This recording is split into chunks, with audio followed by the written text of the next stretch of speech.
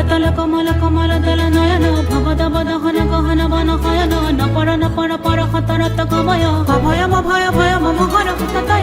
Hello' ৰাই, good morning. ৰাতিপুৱা 6 বজাতে ওলাইছোঁ ঘৰলৈ বুলি, কাৰণ গাঁৱত আজি এটা ডাঙৰ অনুষ্ঠান আছে। একদমেই মানুহ নাই ৰাতিপুৱা, এটা দুটা মৰ্ণিং ৱাক কৰা মানুহ আছে। কিবা ভাল লাগে এনেকৈ উঠিব, কিন্তু ইমান ঠাণ্ডা একদম উঠিব মন নাযায়, এইটো বেলেগ কথা। দৌৰা দৌৰিকৈ আহি বাছত উঠিলোঁ।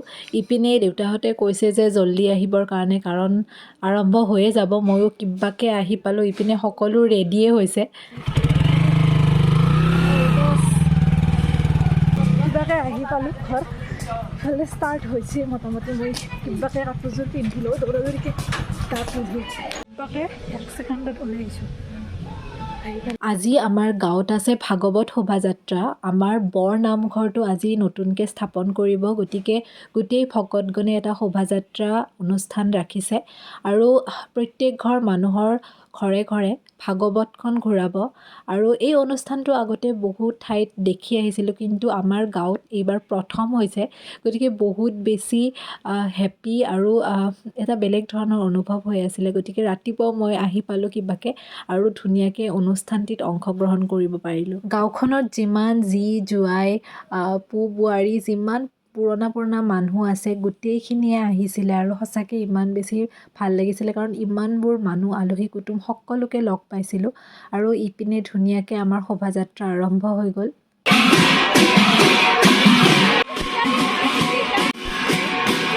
এনেকৈ আমি গোটেই গাঁওখন ঘূৰিলোঁ। প্ৰত্যেক ঘৰ মানুহে নিজৰ পদূলিত কলগছ ৰুই চাকি বন্তি দি এনেকৈ ভাগৱতক আদৰিছে আৰু এটা বেলেগ ধৰণৰ অনুষ্ঠান আছিলে। এয়া লিখি লৈছে খান্দপাৰা বৰ নামঘৰৰ ভাগৱত শোভাযাত্ৰা। সকলো ল'ৰা ছোৱালী ডাঙৰৰ পৰা সৰুলৈকে সকলোৱে এই শোভাযাত্ৰাত অংশগ্ৰহণ কৰিছে। কেনেকুৱা এটা ভাল লগা দিন নহয়?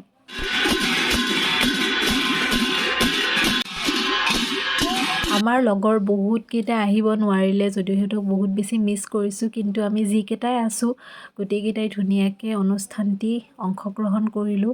আৰু সঁচাকৈ মানে কি ক'ম আৰু, এটা বেলেগ ধৰণৰ দিন আছিলে। আৰু এনেকুৱা অনুষ্ঠান প্ৰায় শুনিহে আছিলোঁ, এইবাৰ প্ৰথম হৈছিলে আমাৰ গাঁৱত। কাৰণ পালনাম আগতে হয়, কিন্তু এই শোভাযাত্ৰাটো হোৱা নাছিলে।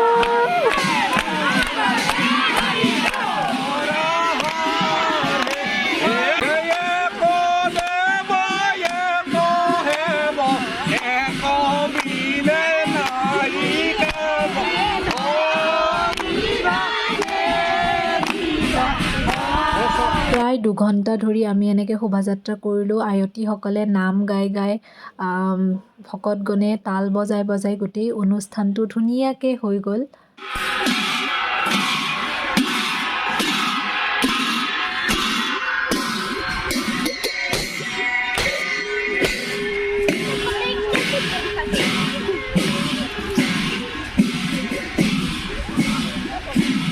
এই অনুষ্ঠানটিৰ মুখ্য উদ্দেশ্য আছিল আমাৰ বৰ নামঘৰটো।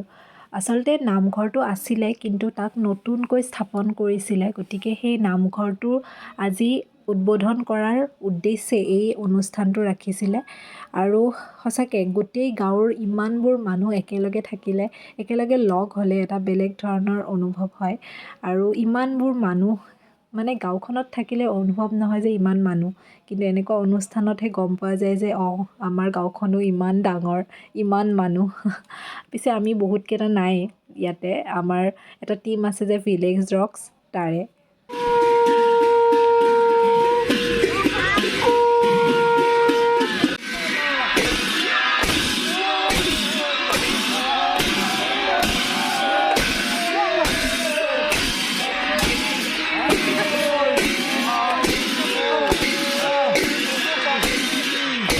শোভাযাত্ৰা শেষ কৰি আমি আহি পালোহি নামঘৰ।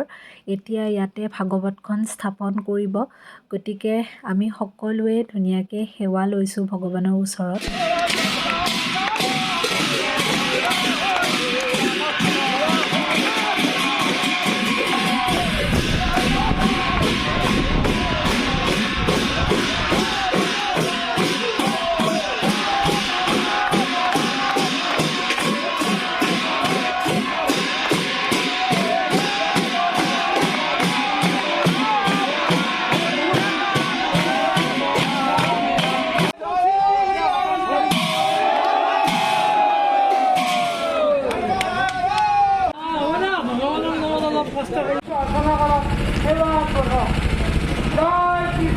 আৰু এইটোৱে হৈছে আমাৰ বৰ নামঘৰটো, যিটো আজি নতুনকৈ উদ্বোধন কৰা হ'ল।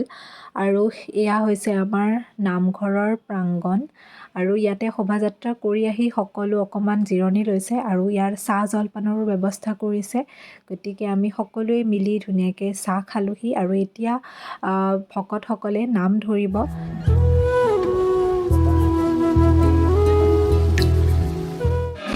আমি প্ৰচেছন কৰি আহিলোঁ ধুনীয়াকৈ পুৰা গাঁওখনত। বহুত ফাৰ্ষ্ট টাইম আমাৰ গাঁৱত মানে পালনাম হয়, ভাগৱত পাঠ হৈছে, ভাগৱত ঘূৰাইছে আৰু সেইটো ফাৰ্ষ্ট টাইম হৈছে, সেইকাৰণে বহুত ভাল লাগিছে। আমি ধুনীয়াকৈ প্ৰচেছন কৰি আহিলোঁ, চাহ খালোঁ, এতিয়া নাম ধৰি আছে মন্দিৰত আৰু আমি অলপ ফটো উঠি আছোঁ। খান্দপাৰাৰ জীয়ৰী, আমাৰ বিয়া হোৱা ছোৱালী, কেনেকুৱা লাগিছে আজি? ফাৰ্ষ্ট টাইম হৈছে ন আমাৰ গাঁৱত? একদম পুৰা এয়া পৰিৱেশ, এয়া নামঘৰ। এইটো আমাৰ নতুনকৈ হৈছে নামঘৰ, আগতে ইপিনে আছিলে, ইয়াতে নাম চলি আছে।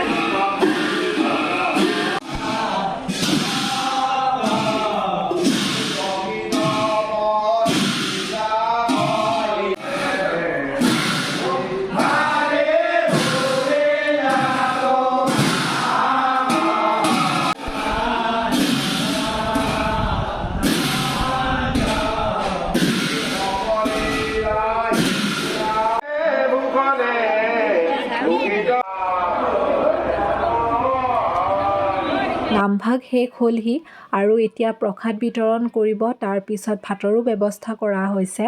গতিকে সকলো মানুহ, যিমানখিনি আলহী কুটুম, গাঁৱৰ মানুহ সকলো আহি ইয়াতে ৰৈছেহি প্ৰসাদ খাবৰ কাৰণে। আৰু এইখনেই হৈছে আমাৰ গাঁও বৰবাং খান্দপাৰা, মোৰ জন্ম ঠাই। আৰু সঁচাকৈ এনেকুৱা অনুষ্ঠান গাঁৱত হ'লে মনটো এনেই ফূৰ্তি লাগি থাকে।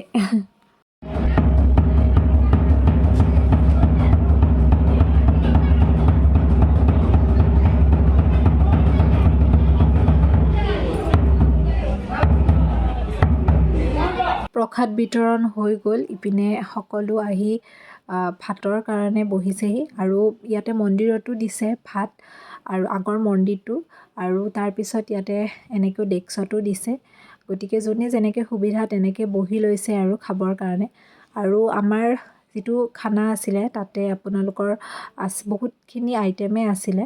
আপোনালোকৰ ভাত, দালি, চব্জি, তাৰপিছত ভাজি আৰু বেঙেনা ফ্ৰাই, আলুৰ দম, বুটৰ দালি, বিভিন্ন ধৰণৰ আইটেম।